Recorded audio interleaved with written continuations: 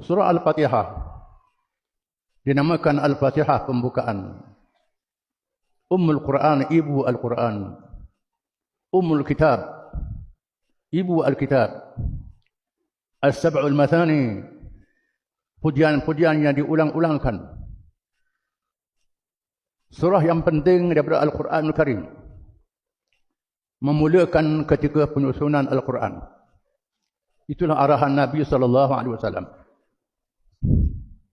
Walaupun bukan surah yang pertama diwahyukan.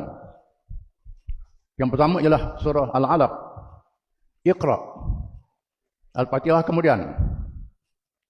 Tetapi ketika menyusun Al-Quran, Nabi mengarahkan, dimulakan dengan Al-Fatihah. Surah Al-Fatihah dipilih menjadi permulaan dan dipilih menjadi rukun sembahyang mengikut jumhur ulama, kebanyakan para ulama. Kerana dalam surah ini disimpulkan seluruh ajaran Islam. Segala cabaran-cabaran yang dihadapi. Mal Islam, apa dia Islam? Mal iman, apa dia iman? Mal ihsan, apa dia ihsan?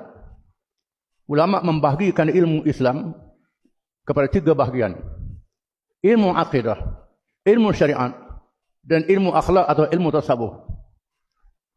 Itu 3 bahagian ilmu Islam yang mesti dipelajari semuanya. Dan semua terkandung di dalam surah Al-Fatihah.